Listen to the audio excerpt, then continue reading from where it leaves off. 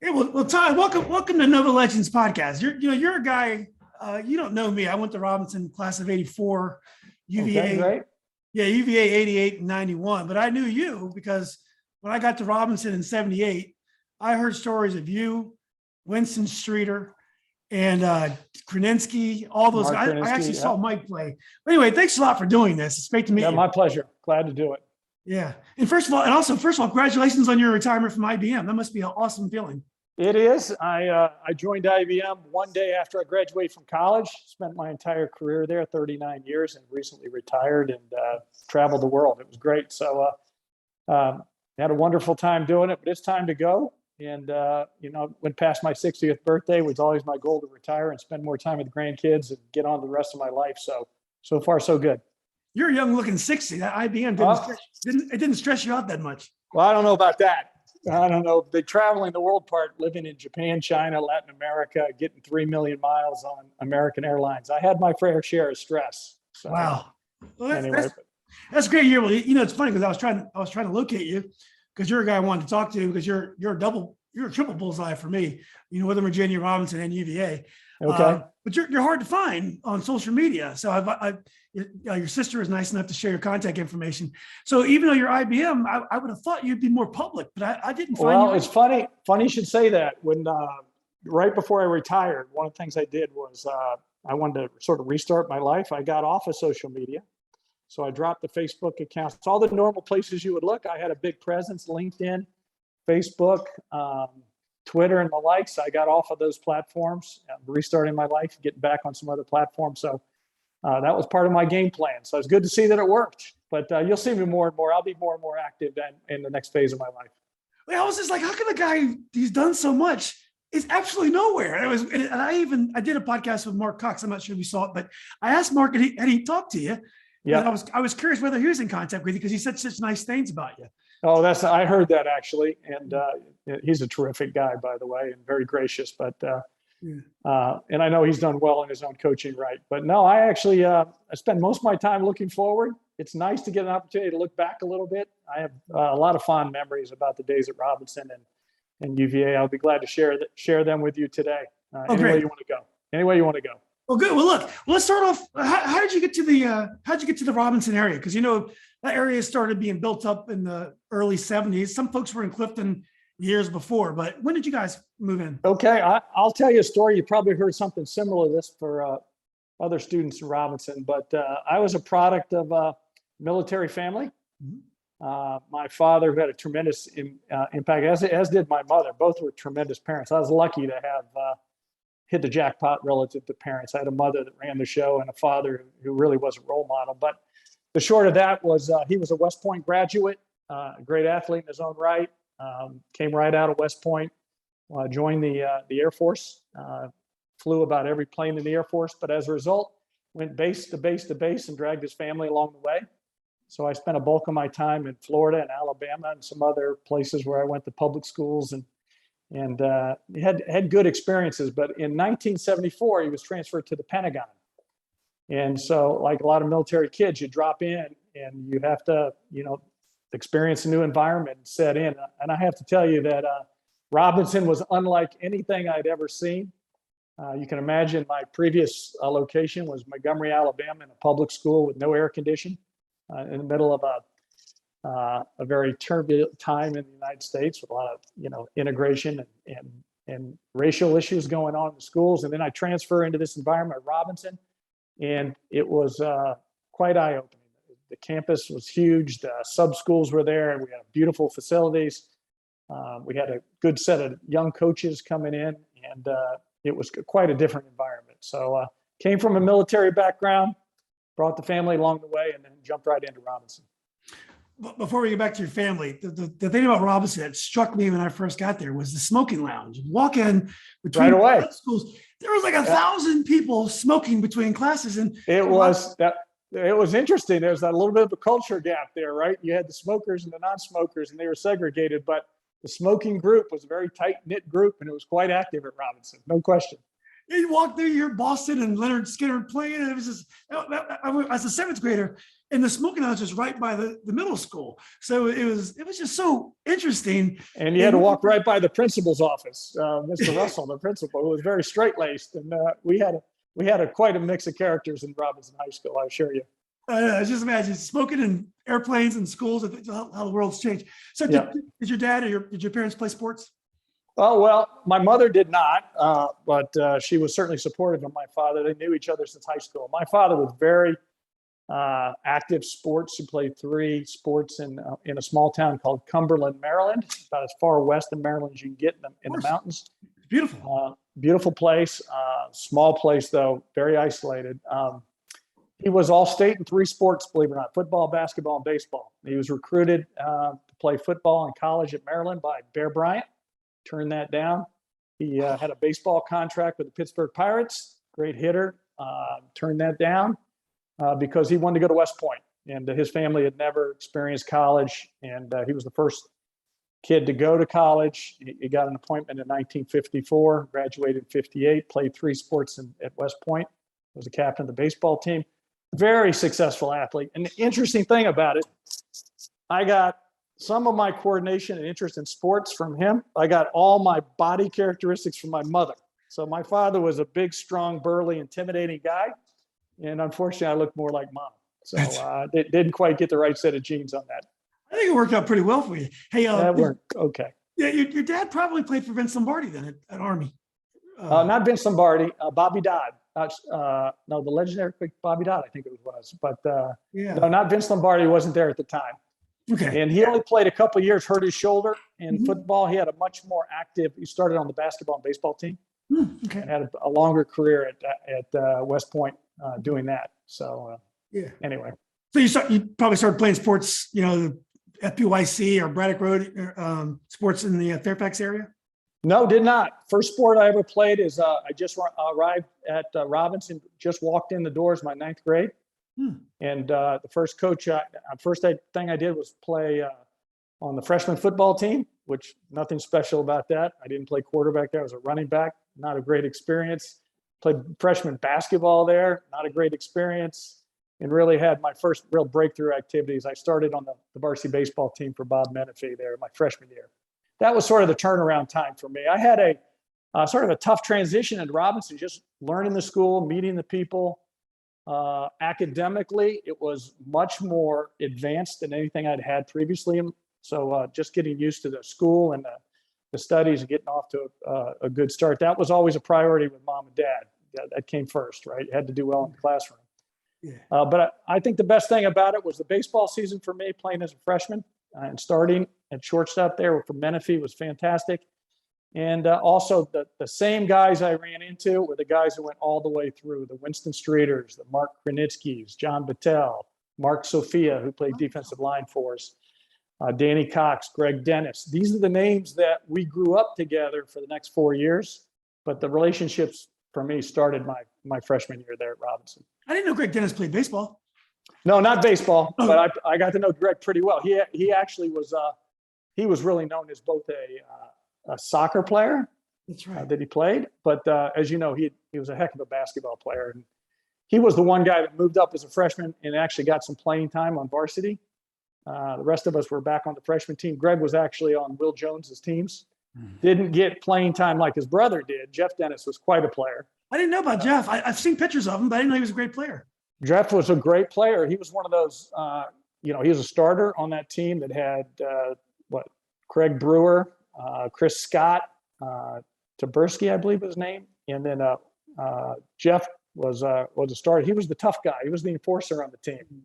Had a good shot, tough guy, played defense, hard-nosed, very good competitor. A lot of the characteristics Greg Dennis had later in his basketball career. Well, let's start with baseball then. I played freshman football for Bob Menefee.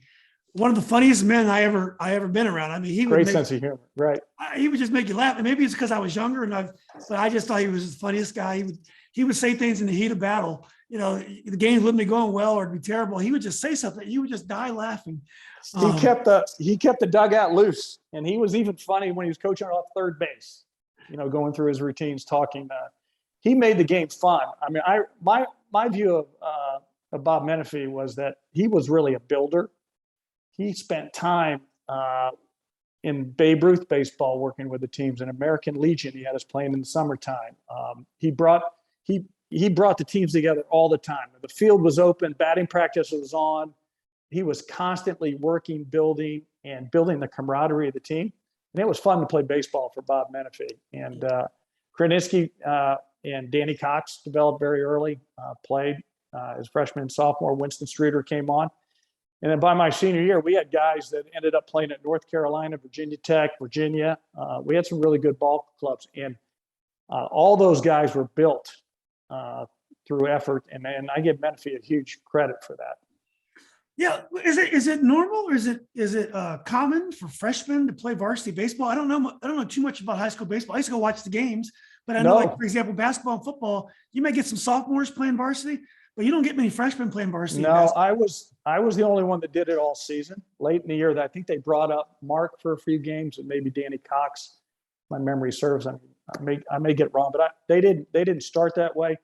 I ended up coming up. I had a really good workout there, but there was a freshman team, a JV team, and a varsity team. And the starting shortstop for the team got in a little bit of trouble.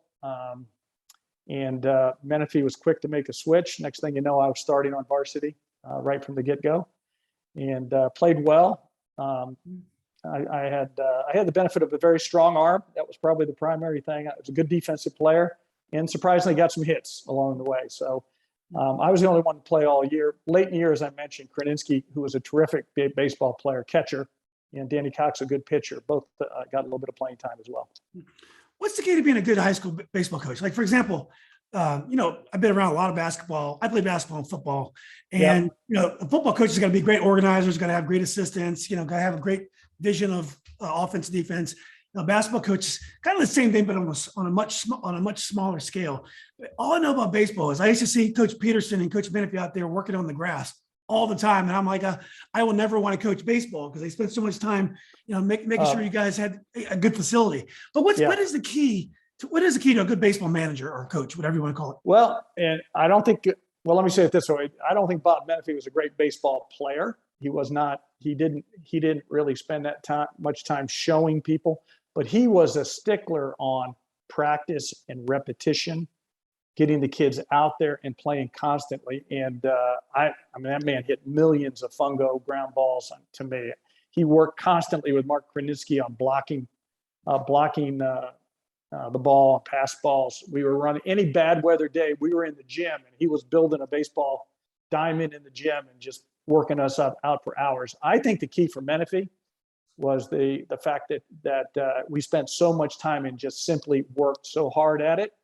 And the other thing is he made it fun along the way, the camaraderie. I mean, we took more batting practice, more infield practice, more time together than I think any school in Northern Virginia. And I think that's what paid off. And we did it again in the summertime. We all played together, whether it was Babe Ruth or American Legion. Yeah. And I think that that environment took care of itself. Yeah.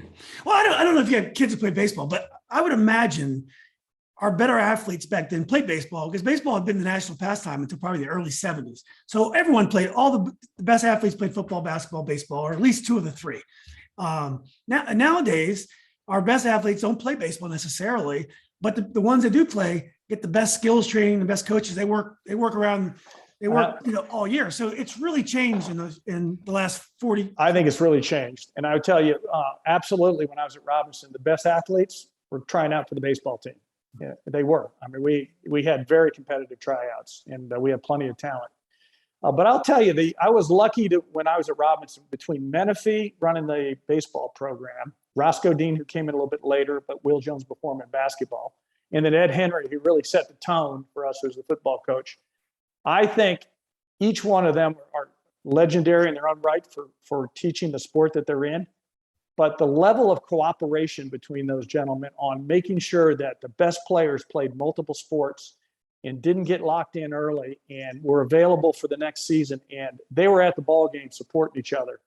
They did not want, Ed Henry's a great example. He didn't want his guys in the weight room all year long pumping up for football. He wanted them playing baseball and basketball or soccer or track or tennis or whatever you were going to do. Well, he was a baseball coach. He was a baseball coach earlier in his career. Yep, there you go. And he was a track coach too. He did some track coach. So, And I think Menefee helped out on the football team. Yes, he did. Things like that. So these guys, which I think is different than most schools, and I don't know what Robinson's like now, but that ability to play different sports. I know in my case, I always thought I was going to be a baseball player. I ended up getting a scholarship in football to UVA, and that would have never happened, without the cooperation of the coaches along the way. Yeah. So you told me that you guys won a regional title in baseball. I don't quite remember that. Who were some of your pitchers? Who were some of the highlights of that season? Well, we actually went undefeated that season. Wow. So we went in the state championship game, #1 in the state, with every pitcher undefeated. And we had a starting rotation of 4 pitchers. And it was Danny Cox was there, Mark DiGiovanni, Seth Wilcox were the top 3. Danny Cox ends up pitching the state championship game. You could argue that he was our 3rd best pitcher, even though Danny probably said he was the best, because Seth Wilcox probably had the best breaking ball and best stuff, they would call it right now. DiGiovanni was the hardest throwing guy. Danny was good though, don't get me wrong. But that team was loaded. And in right field, we had Brian Root played at Virginia Tech. Center field was Mike Schuler that played at North Carolina. I played short, and my senior year in college, I played baseball at Virginia. Priftis was at second base and ended up playing third base at Virginia. Mark Krasinski was the catcher, played starting at Virginia Tech. I mean, these guys were loaded. DiGiovanni played in college. I mean, these guys could play.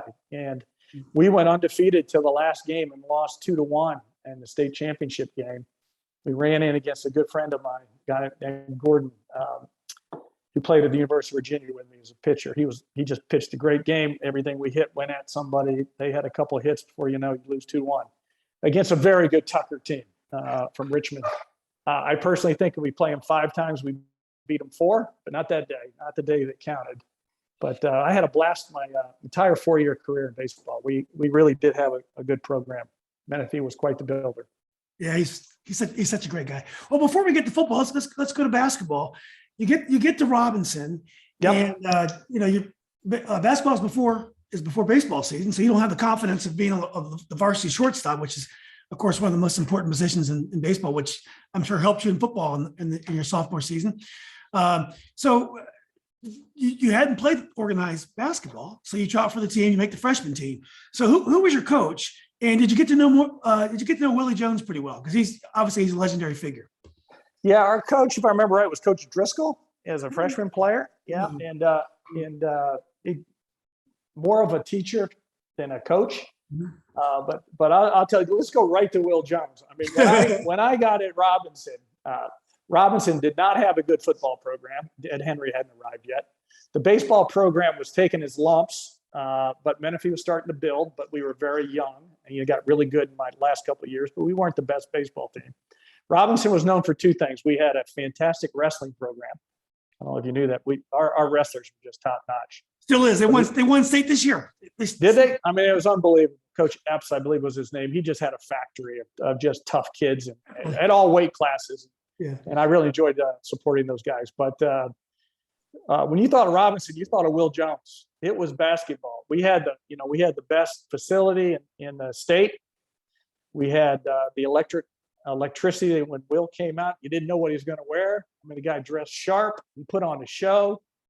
He played a fun brand of basketball. We had guys that could shoot from the outside, like Craig Brewer. We had, somebody from the inside that could play. Chris Scott, who ended up going to Virginia Tech, I believe, was a slashing kind of player. And then we played top-notch teams under Red Jenkins at Woodson. With remember the epic battles with Chris Nockey, Armin Mancini, Rusty Umberger. I mean, those games, Robinson Woodson, it was hopping.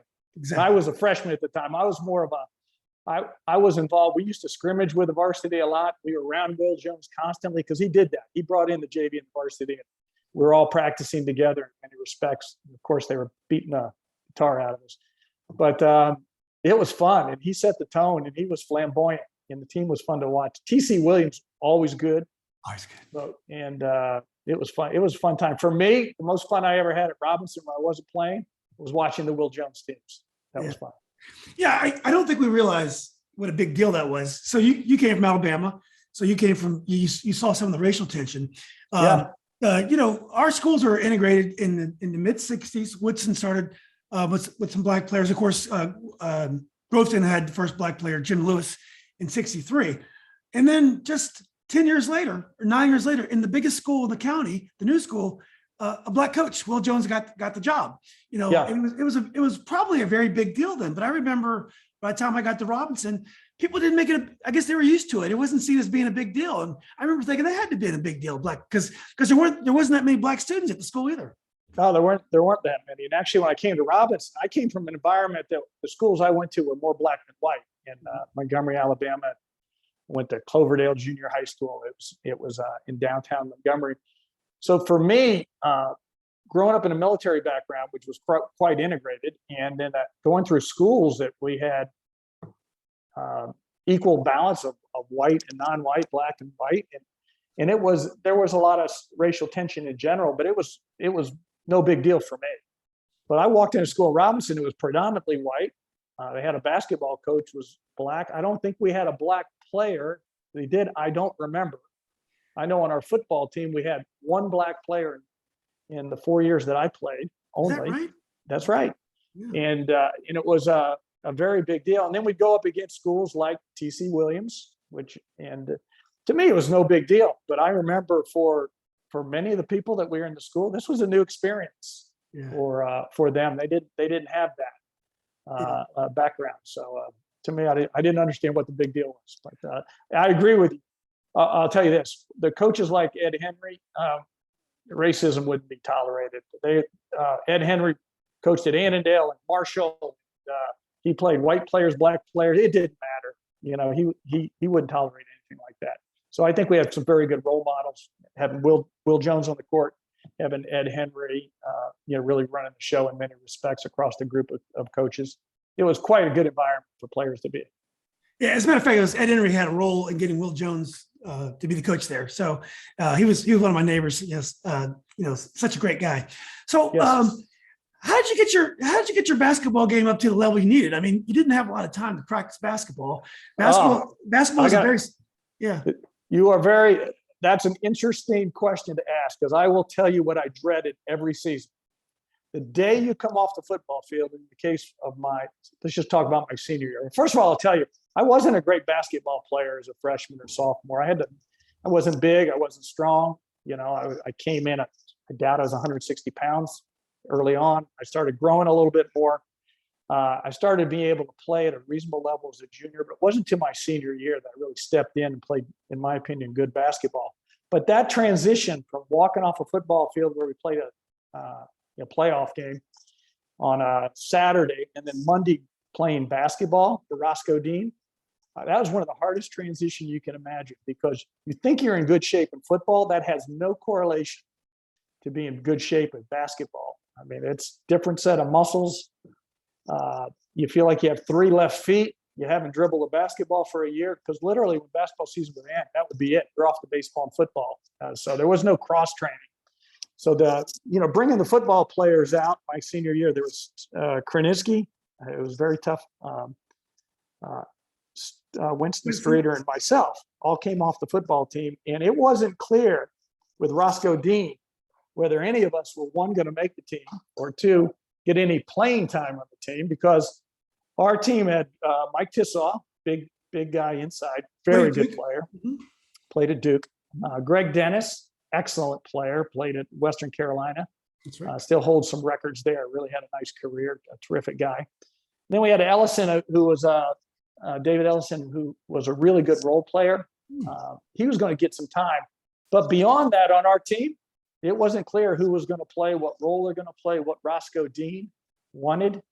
And I remember that first practice, how tough it was physically. And Roscoe was a very quiet guy, so he never communicated to us who was going to play or what was going to happen. I'm probably talking a little long here, but it just dawned on me. I remember one of the first drills I ever got with Roscoe. I think this will tell you the kind of guy Roscoe was. Big, strong, burly, quiet type. But he runs practice, and we're about halfway through practice, and we're all tired of it. Roscoe says, "Okay, now we're going to do a rebounding drill." And okay, we're going to do a rebounding drill. So first 5 guys are up. playing offense. The next 5 guys are defensive. This is how it goes. Roscoe shoots the ball. Of course, he misses. He says, here's the deal. You're going to find your man. You're going to block your man out. But you got to get the rebound. But you can't get the rebound until the ball hits the floor. And then we'll see who gets the rebound.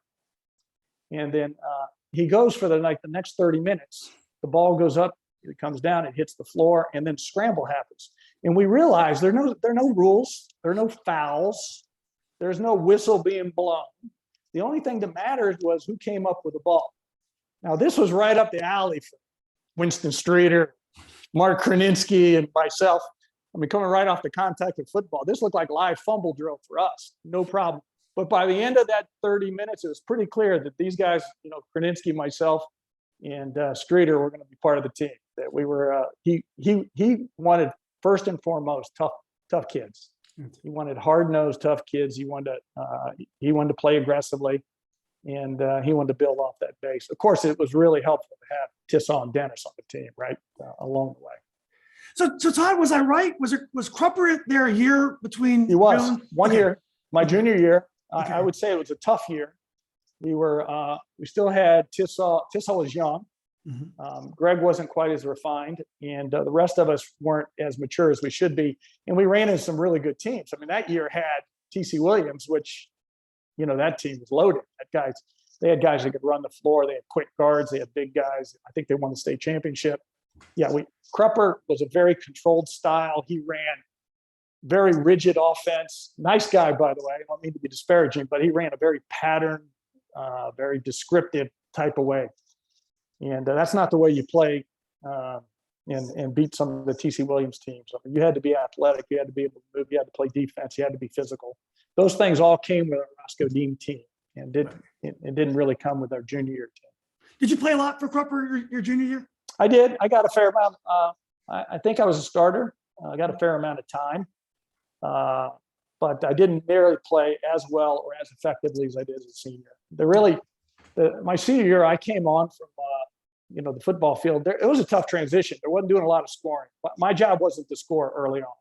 It was to play defense, move the ball around, and run the offense that Roscoe Dean put in, which was very flexible. It's fun to run. We ended up getting the ball to Tissot and Dennis at the right spot and give them room to operate. But it was a very physical offense, a lot of picking, a lot of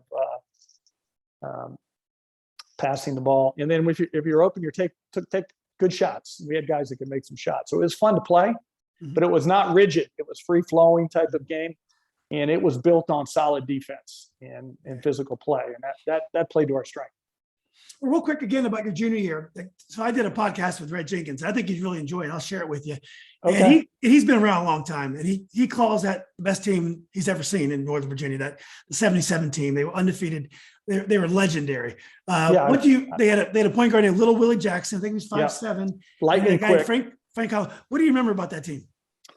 Well, first of all, a little background. Red Jenkins and I are pretty close in that Red was a neighbor, lived on the same street that's I right. did.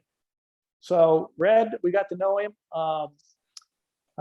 His son actually went to Robinson, tried out for the basketball team, didn't make it, but he was a heck of a nice guy. But in Red, I followed him all the way through. He had terrific teams at Woodson. And first thing I have to tell you, exactly right. That T.C. Williams team was loaded. They had quickness. They had guys that could flash to the basket, and they were very physical around the basket, very athletic. And they played well together as a team. There's nothing sloppy about the way they played. I would have loved to play that team because that team was with the team we had our senior year. Yeah. Okay, that's if you're playing fantasy league. That T.C. Williams team was built almost identical to the Ferguson team we played in the state championship game my senior year, and we played them tough. And we played. We had a chance. We should have won that game, but it went to the wire. We lost by 1. It was one of those tough losses. We had somebody on the free throw line to tie it up. Didn't go in. Next thing, the game's over. But that team was built. Both Ferguson and T.C. Williams built around slashing scorers, point guards that were small and lightning quick, and so guys that could jump out of the gym relative to skills around the basket. But I wouldn't argue. Red Jenkins knows a lot more about this than I do.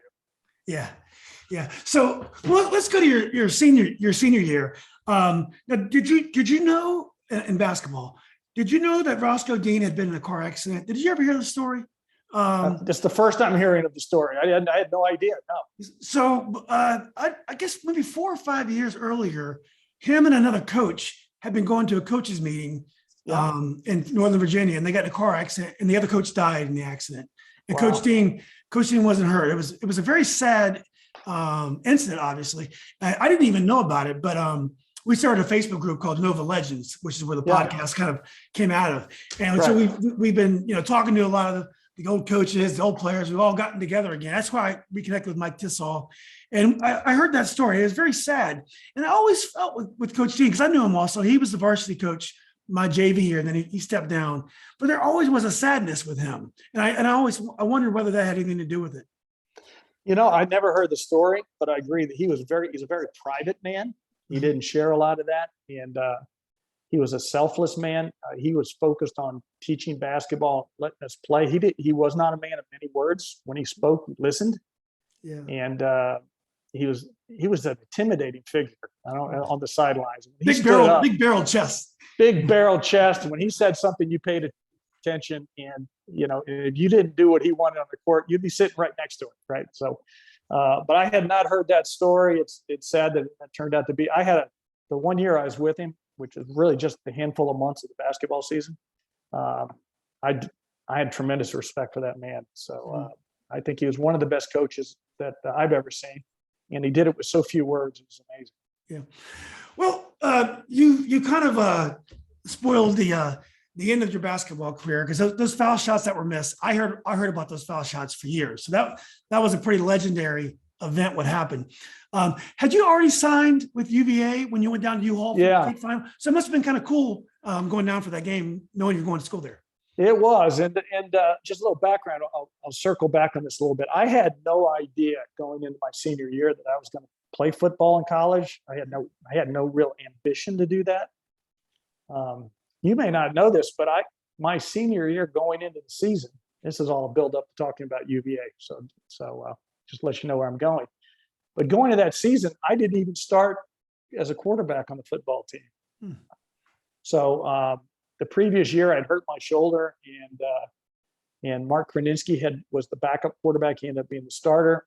We show up for camp as my first year, show up to be a quarterback. And Ed Henry basically says, Todd, you're going to go play free safety on defense. Mark Krasinski is going to be a quarterback because we're going to put in a new offense. It's going to be all about running the ball, run first. Mark was a terrific athlete. So if you wanted a running quarterback, that's the guy you would have picked. And I got to play defense. So it was a little bit of a surprise. I went over and did the best job I could. I worked. The defensive secondary coach was Nick Hilgert. Got to know Nick a little bit, tremendous guy.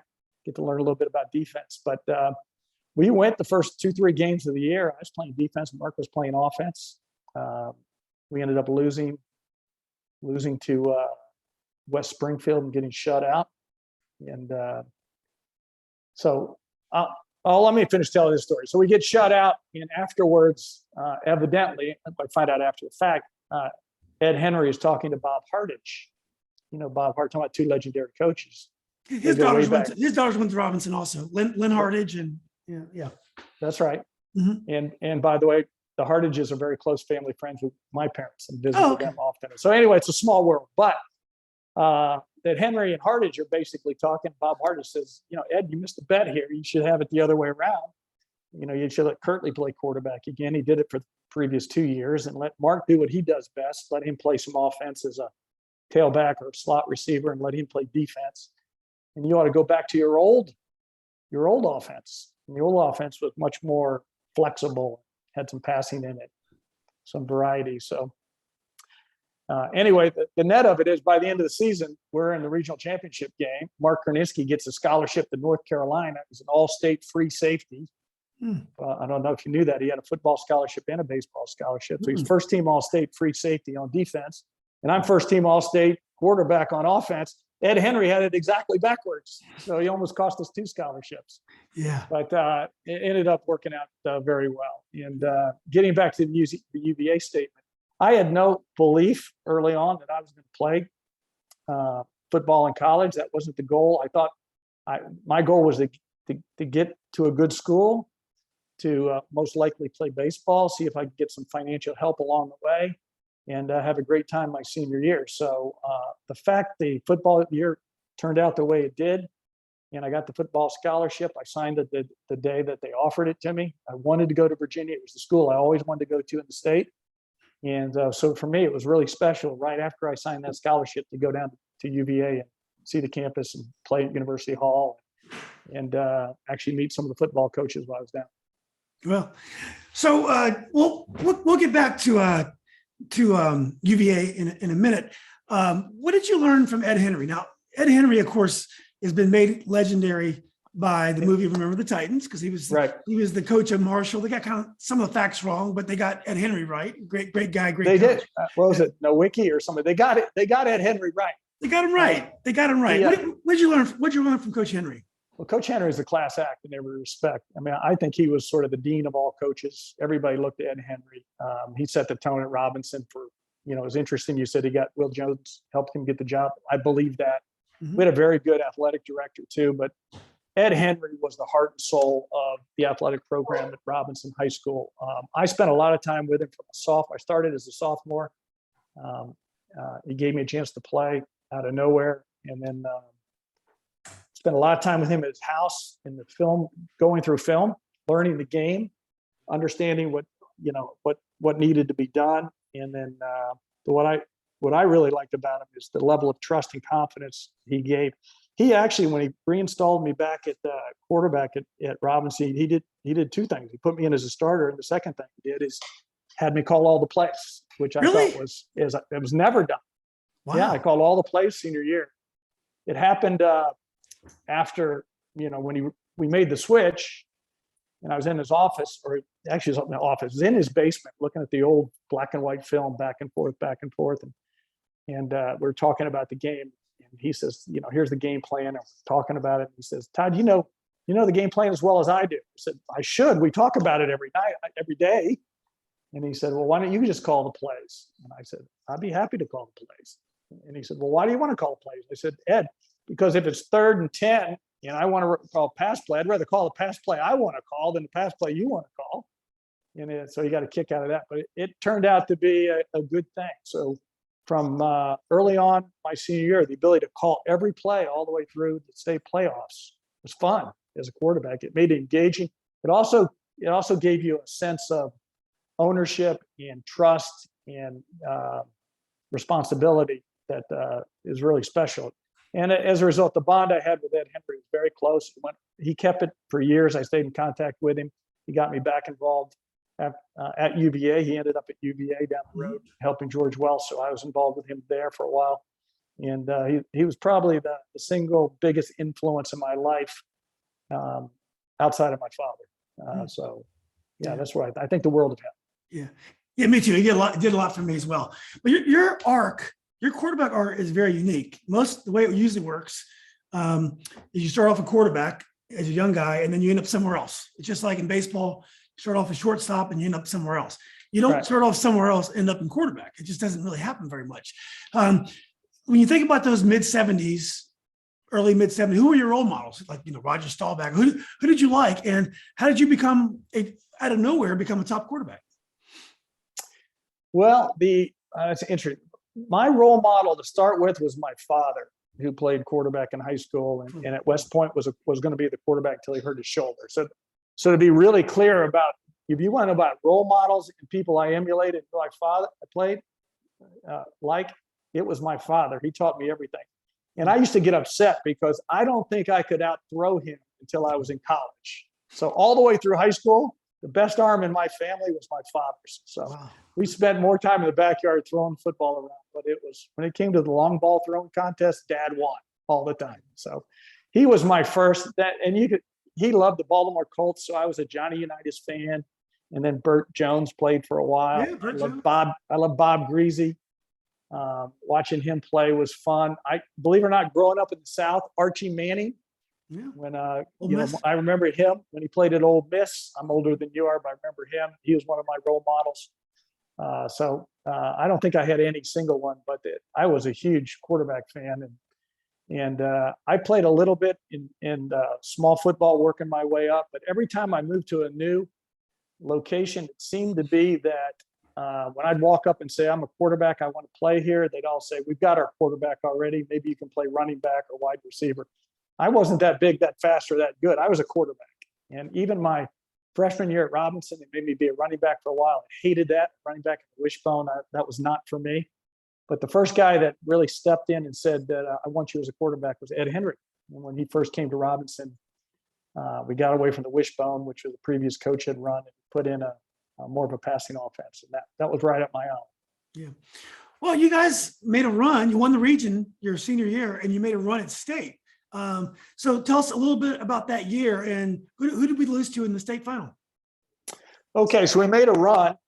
Coming into the season, I'll go back a little bit earlier. Coming into the season, we thought we'd be good, but we were not great. Nobody had us making a run in any state tournaments or anything like that. We were probably ranked in Northern Region, had 32 teams, probably ranked 10 or 15 on that list preseason.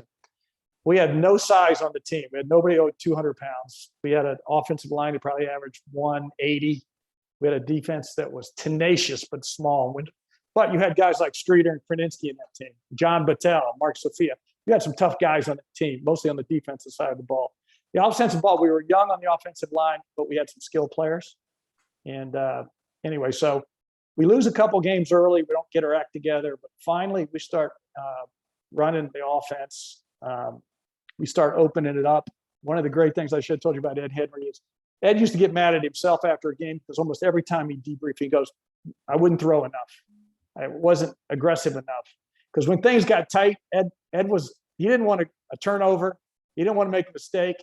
So he would get more and more and more conservative. And I told Coach Henry, we can't let that happen. We got to run the whole offense. And he said, well, you do it. You're calling plays.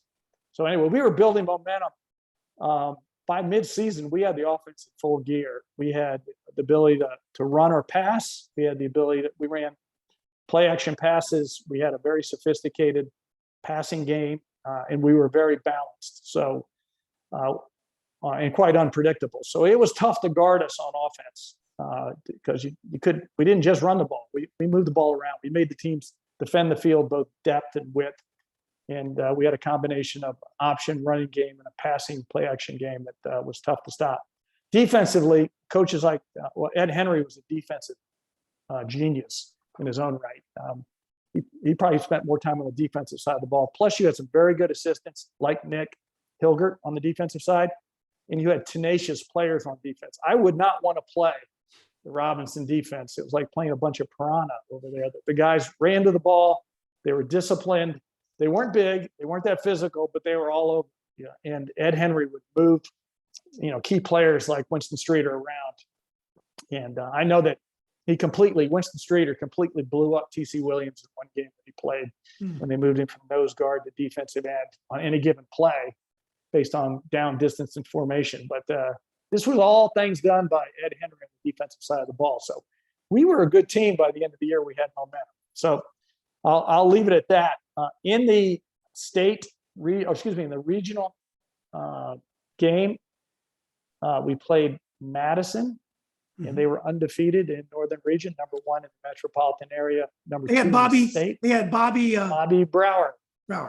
Brower went to Duke, and was fast, great baseball player. I played against him. I think he was a 2-sport player in college. I played with him at Duke on baseball and football, but a great running back, and they were undefeated and I'd say favored going into that game. One of my favorite memories, though, is we were up 25, but by halftime, we came out and put it on them pretty good. Defensively, they played well. Offensively, we threw it well. I think we had 3 touchdowns in the first half. The game was effectively over. So that was memorable. And then we had great momentum coming off of that, going into the state semifinal game. And this was a very disappointing game because this is the game we should have won. It was one of these weeks where it didn't stop raining. I don't know if you heard about this game. It didn't stop raining the entire week. I mean, the Robinson field was wet, but evidently we had to play at Garfield. The Garfield field when we showed up was unplayable. It was mud on end to end.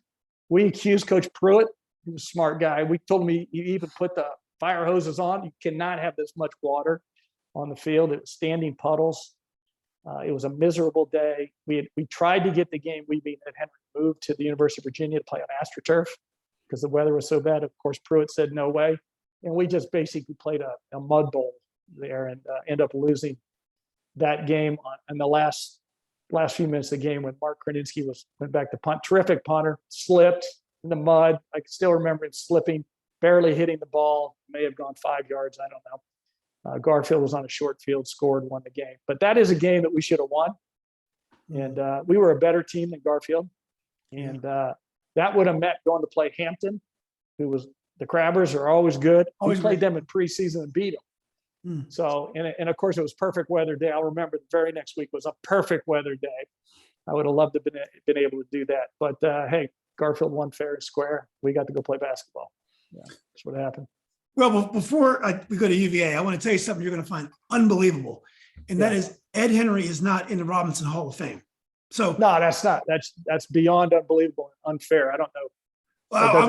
I'm on the committee, and we were throwing out names one day, and I just found out that he wasn't in the Hall of Fame, and I was like, guys, what is going on?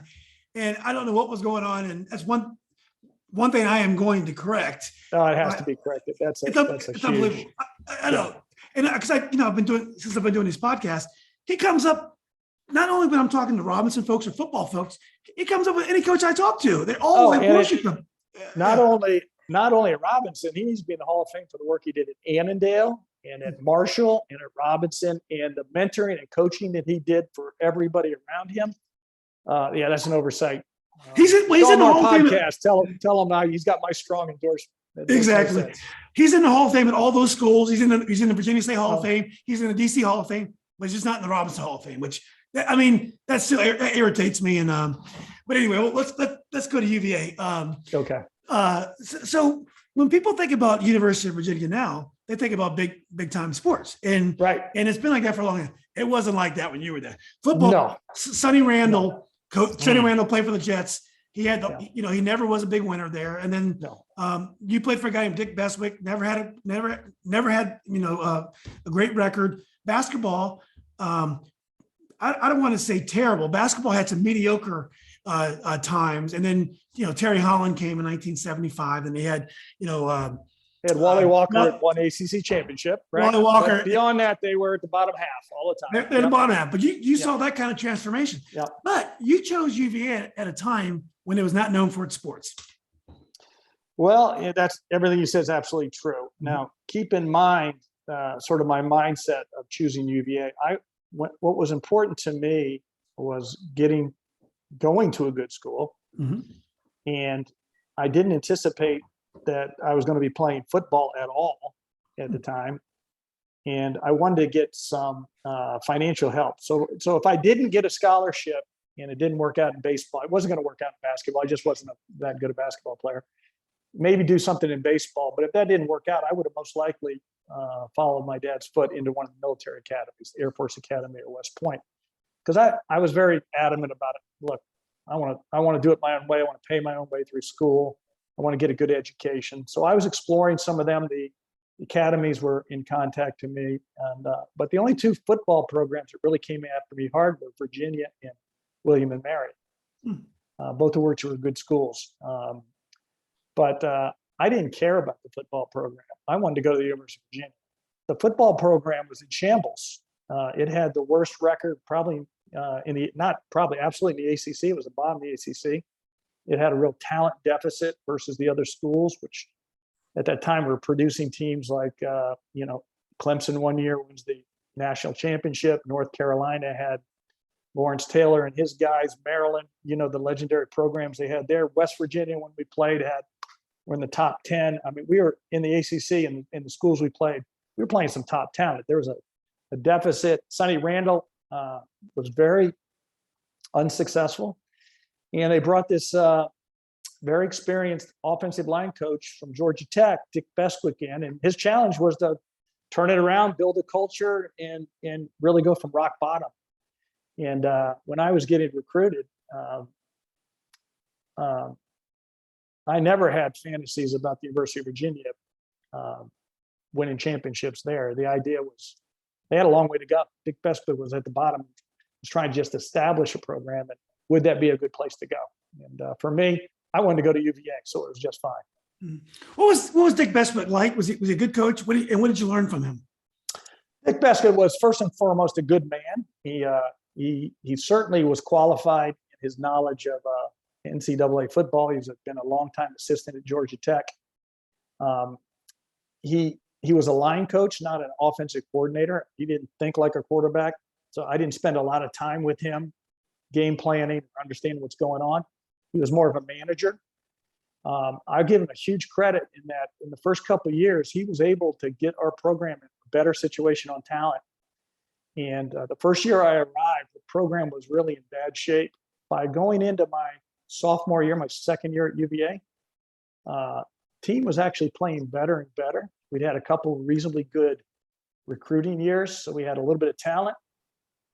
We were always very light on depth. We didn't have a lot of depth. When people got hurt, there was a big drop-off. But going into my second year, we had a new offensive coordinator, Rip Shearer, that came in, ended up having a long career in college and in the NFL as a coach. Terrific mind, one of the best people I've ever been around. We put a new offense in. We had some talent there. We came out hot, won some games. There was some real momentum at Virginia for the first time in years. And I don't know if you know this, we had a winning record my sophomore year at UVA. At one time we were 6-3 before we got beat up. We actually went down to Georgia mid-season at their homecoming and beat Georgia 31-0. How'd that happen? We weren't a bad team at that point, but we came in ready to play. Evidently they did. That team had the exact same team that won the national championship the next year. So we beat them 31-0 at their homecoming. It's crazy. 1979. 1980, they're the NCAA national champs. They added Herschel Walker. That was a big deal. So you think about it, it was the same quarterback, Buck Bellew, same defensive lineman, that were all conference. Eddie Weaver, All-American corner there, Scott Warner, the same wide receiver, same team, end to end. Next year wins the national championship. So my sophomore year, we could line up, and we were healthy. We could line up with teams. We had some talent. We had some very good coaching. Rip Shearer gave us a great offense. The run, defensive, we were pretty physical. And the program had momentum for the first time in 20 or 30 years, or maybe forever at UVA, who knows. So being part of that was exciting times at UVA. Also at UVA at that time, they recruited Ralph Sampson into the basketball program. So you can imagine how electric that was. So my sophomore year, it was full systems go. It was fun. It was probably the best time I had in college. And, what was Scott? I'm sorry. No, that's it. I just want to let you know that was the good times at UVA. Yeah. Well, what was Scott Stadium like then? I mean, it must have been AstroTurf. It was the worst field. It was the worst field in the ACC because it was a beat up old AstroTurf, hard as a rock when you hit it. I hated playing on that field. Now they've upgraded it, taken out the AstroTurf. They've upgraded. It's one of the most beautiful facilities there is. So they did a stadium renovation. Our actual stadium was improved when I was there, but the field itself was I hated the AstroTurf. But relative to the culture, when I first showed up, most of the students would show up for the game. By halftime, they'd drank themselves silly and probably wouldn't be there for too much in the second half. By my sophomore year, people were coming to the game. They were paying attention and they were engaged. It was a fun place to play, there for a while. So it made a transformation. It's nice to see now the facility's upgraded to the point that it's a beautiful facility, gorgeous field, and nice locker rooms. It's a good place to play. I'll never forget the first time I went to a football game at UVA. So this is 1984 fall, and we're playing Clemson, Wayne Perry. Ended up losing by 55. That's fine. But the thing that struck me was everyone had on a coat and tie, all the Southern boys. And, you had that low sun at Scott Stadium. And you would just get tore up. I mean, it was so hot there, and everyone had all these clothes on. I didn't. I just wore shorts and stuff because it was hot. But and as you said, people were so drunk. I had never seen people drink like that before, and I was just like, "How are these people getting to UVA?" I hear you. We had the pep band that would run around the field to make fun of the other teams and make fun of themselves. Actually, you had a stadium which was reflecting all that heat off the aluminum bleachers. You had AstroTurf that was hot. So that place, if you were on the wrong side of the field, which is the visitor side of the field, you got cooked. There's no question about it. Yeah, it was terrible. So, what was Charlottesville like overall to you back then? So, I was there right after you, so I got a taste of it. My recollection of it was a kind of a southern small town. Yep. They probably built that shopping center. What was it called? Barracks Road. Barracks Road. Yeah, Barracks Road. But then the other one, the one up north, they had like a real shopping mall. Yeah. But besides that, it was a very small southern town to me. What did you think about it? It was a small southern town. Everything about UVA is tradition, the old school, the old grounds, the lawn, the architecture was beautiful. The town itself was a sleepy little town. The students sort of mingled in and out. It really didn't have much of a personality, in my opinion. The personality of UVA had to do with what happened on and around the campus. And then it had its fraternity life, if you were a fraternity person, which I was not, but it had its own set of culture and activities and fraternities and sororities. But I focused getting to class, staying out of trouble, and playing sports. I didn't have a lot of time beyond that. But I enjoyed my days at UVA. I really tried to blend in the student body. One of the things we did in football I really liked, or in athletics at UVA, is when you came as a first year, you went into first year dorms and you lived with the students. You didn't segregate the players. The only thing that we did different than everyone else, if you were a scholarship athlete, is you had training table at night. You had your own dinner. But beyond that, during the breakfast, during lunch, during class, during everything else, you were integrated into the dorms. You were part of the community. You were just another student. And I enjoyed that about the grounds. Yeah, it's nice. Well, let's. So your sophomore year seemed like it was going great. Probably would have made a bowl game if you guys could have got a win one of those last two games. You guys lost to, I believe you lost to UNC and Maryland. But then, and you beat Tech that year, which had to be a huge, because Tech was a football program. But then the next year, Tech had a good team. Yeah, go ahead. Team. Yeah. So you talk about those games if you want, but then you kind of implied that kind of. Well, let me talk about it because we at one time were 6-3. Which was unheard of before we got to the end of the season. Two things happened at the end of the season. One of the overwhelming, because we beat Georgia badly. I mean, we had some talent, but by the end of the season, we were starting to get beat up, and you start losing a couple key players. And this is one of the things I got asked all the time about what was the difference between Virginia and North Carolina, Clemson, West Virginia, Maryland. These teams were all top 10 teams, and one of the biggest differences wasn't the starter, but the gap with the starters. It was the gap on the backup team. They had a pipeline of players. Somebody went down on their team, someone stepped in. On the Virginia team, we were moving guys around, right? You may be a right tackle today, then you have to go to left tackle. And we were trying to find moving guys from offense to defense. We were trying to get athletes on the field in all the key positions. So when we lost people and got beat up at the end of the season, there was a big gap between our starters and our backups. So Clemson, North Carolina, these guys reloaded. We didn't reload. We had a big drop off. So that hurt us. Second thing you can imagine, we had to beat in the last two games. You had to beat North Carolina. They had Lawrence Taylor on defense. And I'll tell you an anecdotal story here that I'll still remember about this. Is we had a game plan. The game plan went like this. We went through the film. We said on the right side, there's Calvin Daniels, ended up playing at the Chiefs, big player. Donnell Thompson played for the Colts. Buddy Curry, starting linebacker for the Falcons. Okay, we're not going on the right side. We're going to go to the left side. Because on the left side, they got this sophomore guy. We don't know anything about him. His name is Lawrence Taylor. And our game plan is not to run to the right. We're going to run right at Lawrence Taylor. We had a fullback, Mark Sanford, who was probably the best blocker we had on the team. Most of our plays ended up, fullback doubling on the outside linebacker, Lawrence Taylor. And we're going to run right into him. After the first series, Mark and I are getting together. He's like, what the hell is wrong with you guys? I can't block this guy. You can't outrun this guy. There's no way that we're going to make a play against this guy. And so we had to adjust our plan. But needless to say, that defense was loaded. And we were playing a top 10 team. We weren't going to beat them. And then Maryland had a really good team on the last game, too. And they were a very physical team, and we were beat up by them. So we had a good chance. We win either one of those two games, we go to a bowl, and we don't. Beating Virginia Tech, everybody wants to beat your rival, candidly. I actually felt they weren't in the ACC at that point. I thought the other teams that we played against were bigger rivals. But for Virginia Tech, beating Virginia was a big deal. And Virginia Tech had good coaches, Coach Dooley, I think, was there. Yeah, Dooley was there. Mhm. And they had some good talent, including Bruce Smith, who played Hall of Fame player for the Buffalo Bills. But they were good and solid across the board, well coached. And anytime you could beat them was going to be a big win. And you'd have to play really well because they put together a heck of a program over the years. Now, Jerry Claiborne coached that Maryland team. Who did they have about that time? I can't recall offhand. They may have had. Charlie Wysocki was the big running back, and they had this quarterback, left-handed guy, wasn't very good, Boomer Esiason. Remember Boomer? He's great.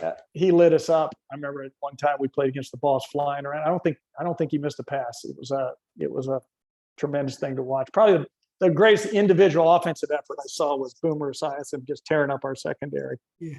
But Maryland was good at that point. A very physical team. They played a wide tackle 6 defense, which was hard to block.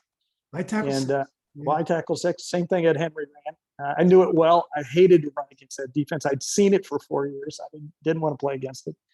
But Claiborne was there, and then Bobby Ross came, I think, after that. Yeah. But Maryland was a good team, very physical team. Yeah. So you have this momentum going. You have this tremendous for UVA, tremendous sophomore year. I guess that was 1979 or 80. That was 1980. Sophomore 79, junior was 80. Okay. So yeah. What happened? So what happened the last year? It looks like the momentum that we gained, we kind of lost. So what happened the next? Oh, that's completely accurate. So Dick Bestwick had a huge challenge to start the program, get it over the hump, and keep it moving. We stalled, and we stalled for. By the way, these are all my opinions. I hope I don't offend anybody, but the way I look at it is, we had a really big problem. 2 things. One of which, the guy that I thought was the best offensive coordinator I ever met, Rip Shear, takes a new job at LSU, and there's a story behind that. I'll tell you quickly. Rip, out of nowhere, who I was very close with, goes to LSU. There was a coach that was at North Carolina, gets the LSU head job, Bo Ryan. Bo Ryan is, first thing he does is hire Rip Shear away from the Virginia staff, because Rip was quite talented. And now, you may not have heard the term Bo Ryan, because Bo Ryan only lasted 46 days at LSU. He was the coach that on a recruiting trip took a plane to see a recruit, and ends up, pilot passes out, he passes out, the plane goes out into the Atlantic Ocean, goes down. I don't know if you knew this story. Tragic. And at the time, we thought Rip Shear was on the plane. Really ironic thing about that, the Air Force was called out. Jets were sent to buzz that plane to see if he could revive the pilot. And nothing happened. But that Air Force base, and the guy they called was my father, who's the wing commander at Seymour Johnson in the Air Force. So it's a small world. We think Rip Shear's on that plane. He's sending up fighter planes to try to buzz the plane. They can't revive him, track him all the way down to the Atlantic Ocean. Unfortunately, plane runs out of fuel and goes in. Bo Ryan dies. Rip Shear was not on that plane, thank goodness, as it turns out. But he doesn't coach at LSU. Rip Shear ends up having to go to Georgia Tech, where he was the offensive coordinator there. But I don't know how we get these side stories, but Rip leaving Virginia really hurt us. And I think this was symptomatic of what I think the biggest problem that we had a lack of continuity in the program. The assistant coaches would change year after year. They'd roll out. I had 5 coaches in 4 years. Other position coaches were the same. They'd roll out. And what you lose not only is continuity in teaching the kids, but you lose the pipeline of the recruiting talent that you're supposed to have coming off high school campuses, and the relationships of the assistant coaches who do the recruiting with the head coaches that are in high school. And that pipeline of talent dried up for us for whatever reason, that we didn't reload. The best recruiting classes in Virginia were the 2 years ahead of me. But after the class that I was in, and you could even argue our class wasn't that good, but the other classes did not have the talent level that was required to compete in the ACC. I think it had to do with continuity of program, and the handwriting was on the wall. You don't have continuity. You don't keep good coaches. You don't bring in talent. You're going to backslide, and that's exactly what happened to UVA. So your senior year, were you a little bit tired of football? It's been a long run. You've been playing, serious football since you're at Robinson, and you've been the quarterback since your freshman year. I mean, you played some your freshman year. Were you ready for your football career to come to an end, or were you sad when you finally played your last game? I wasn't sad. Candidly, I was ready to get out of college. It's that, and move on. I had married in college. I don't know if you know that. So I had a wife, and I was looking to what's next. I moved into our senior year. I knew our senior year was going to be tough going into it. It wasn't tired of football, but I knew what we were up against. We had not reloaded the program. We were very inexperienced in our key spots. We had a lack of speed. We had a lack of real talent to hurt people, and we were very young as a result of it. So we challenged a lot of people to grow up fast that senior year. And going into it, we were looking forward to it, but we knew that everybody was going to have to step forward quickly, or we were going to have a tough season. And we had all new coaches, end to end. I had all new coaches, so we were really starting over in that regard. So I think everybody's pretty apprehensive. I think the handwriting was on the wall. The culture wasn't where it needed to be on the program. And the second, early in the second game, my senior year, I ended up breaking my 3 bones in my hand, effectively ending my career. So I spent a bulk of my senior year watching, Virginia struggle, and that wasn't a lot of fun. I didn't enjoy that, and I was looking forward to getting that behind me. And turns out I ended up playing baseball in the spring, so there was life after that. But the senior football season was quite disappointing. When you look at that experience versus what we had going my sophomore year, it was a big disappointment. Did you enjoy college baseball? I loved it. I always wanted to play college baseball, but couldn't because you had spring football, and that always came first. And I was fighting for my job every year in football, so that wasn't an option. So the baseball coach was Dennis Womack at Virginia, and I just had this idea one day after football, and I ran into Coach Womack, and we'd always jostled back and forth because he knew I played baseball, and I told him I'd always like to play baseball someday. But we had a very good baseball team at the time. But I cut a deal with him, and sort of half joking, I said to him, "Hey, Coach Womack, I'd like to play baseball, but I need you to make a decision. If I'm good enough to start, I want to play. But if I'm going to be on the bench, and I don't want to ride a bus around the ACC for the next 3 months. So do me a favor, either start me or cut me, but don't keep me." Right? That was the deal. And so he said, "Okay, that's a deal. Come on out. I'll either start you or I'll cut you." And I said, then I had to back off. I go, "Coach, I got to back off a second because I can't play baseball unless I get a job. I'm married and I'm broke. So I need a job coming out of it." So at Christmas time or over the holidays, I went out really hard and found a job. Turns out I ended up getting a job offer from IBM. And I was so happy when that letter arrived in the mail. And I was able to go to Womack and say, "Okay, I can play. So, but we have a deal. You either keep me and play me, or cut me. Don't put me on a bus." And it worked out fine. I ended up playing and started all the games. Had a great time. It was a better experience.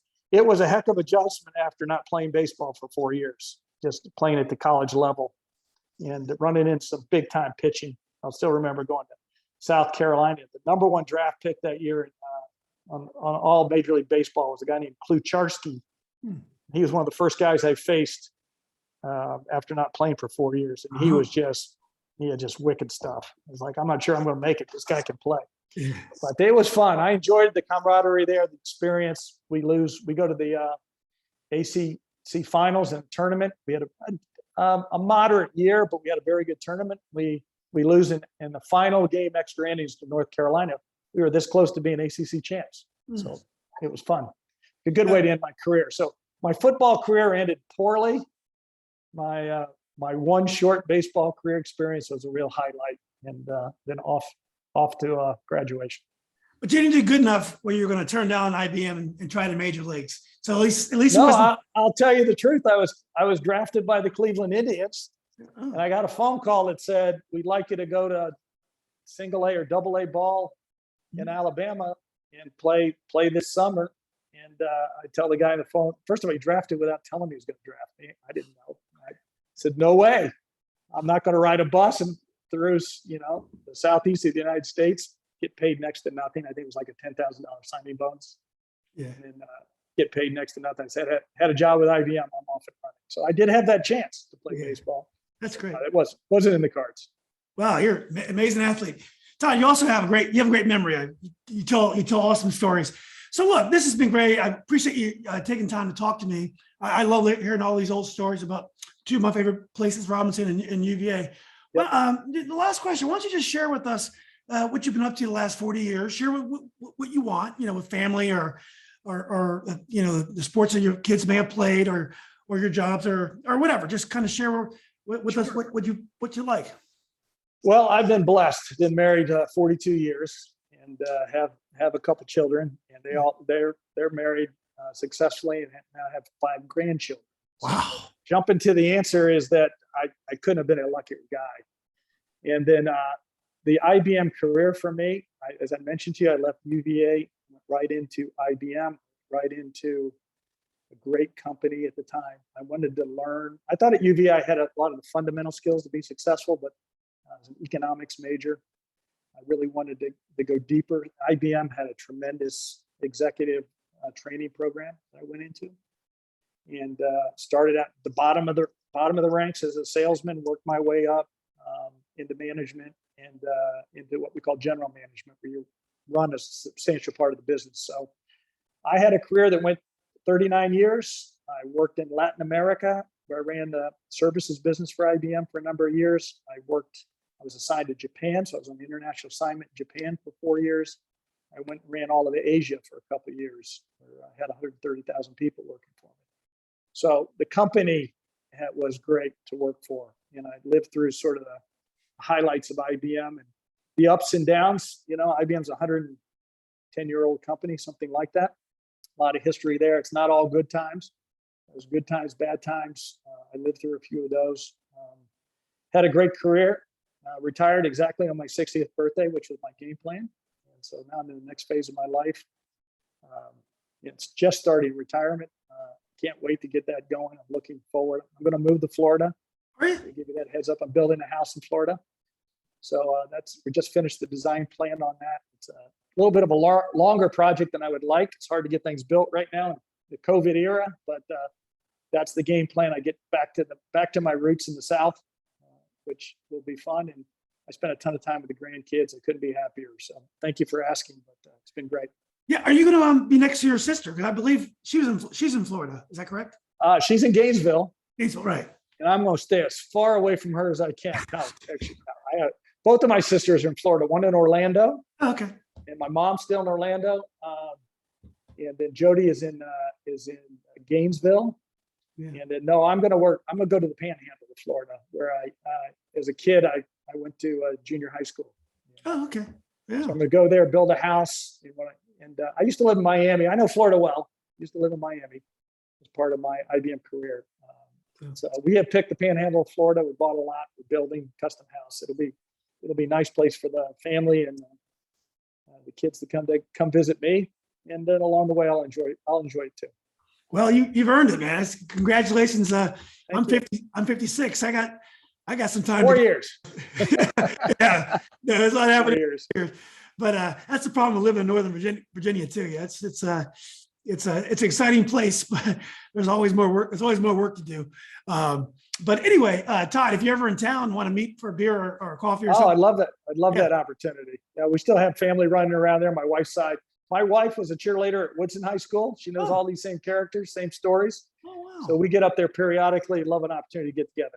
Yeah, that'd be great. Well, thanks a lot for doing this. I've been trying to track you down for a long time, and I almost gave up. And then I just put a notice out on Facebook saying, "Does anyone know how I get a hold of Todd Kirtley?" And then Mark O'Brien, you might not know Mark. He's a little younger than you, a little older than me, but he knows your sister. He said, "I don't know where Todd is, but I know where his sister is." And that's, she got back to me, right away. And I know when it happened. She texted me on, I think, Sunday morning, and I texted her right back, said, "Sure, be glad to do it." Haven't thought much about those days. The last couple of days I've been thinking about it, it's brought back, I'm glad you did this. It brought back some really good memories. And, my senior year, I probably should have opened with this. The podcast is the legend of Northern Virginia. I tell you, I don't consider myself a legend of Northern Virginia. I've seen some of your other work. You have some legends you interview. Oh, thank you. So it's really terrific, the other work you do. But I was around some legendary coaches that really impacted me. Thinking through that, and then thinking through the year that I had my senior year, where we were 58-3, going into 3 regional champions. That's 32 teams in the Northern region. We win 3 regional championships. We do it with the same core group of guys. So to me, these are some of the things I'm most proud about. And thinking over the last couple of days, thinking back on that, it's been enjoyable, and it's because of you. Thanks. Oh, well, you're selling yourself way short because, like I said before, I heard, a legend of you guys the moment I got to Robinson. We heard about you all the time from all the coaches. And, my son's team, he plays soccer. They went to the state final last year. And I told him, you'll never forget this. And, I'm kind of a tough sports dad. I was always been tough on him. And now I realized I never got out of the districts in basketball. We lost first round districts, both years, my junior and my senior year. He accomplished more than I ever will. And you did that in 3 different sports. And then you went to UVA, and not only did you play football at UVA, you're on the field for 4 years at UVA. That is not easy to do. I think it's easy to take that for granted because you just did it. You didn't really think much about it. Maybe if you thought much about it, you wouldn't have done it. But that's what competitors do. You just adjust. You just step up and adjust. It wasn't well planned, I'll assure you. But I've been blessed, and it's worked out for me. And you hear a lot about sports teaching you life skills. There's no question that it's true, and you learn as much from the lumps as you do from the victories. And you need to learn to adapt, meet people, learn to lead people, learn to communicate well. All these are skills that pay off over time, and I'm sure your son is picking up on that too. Exactly. Jill Ellis, I don't know if you knew Jill, but Jill went to Robinson. She was the coach of the women's national team. She was my classmate. And she says that sometimes success and victory is not the best teacher. It's the losses and it's the failure that teaches you the most. And I think as athletes, and I'm sure IBM hires a lot of athletes, you learn that. And that's why you go out there and you make your number at IBM and you rise up in the ranks. Yeah, there's no question. It teaches you get knocked down. It's people get up that count.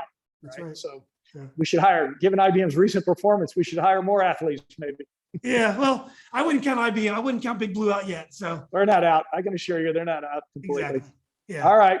So, good seeing you. Thank you very much. Hey, Todd, again, thanks for doing this, buddy. Okay, my pleasure. Yep. Take care.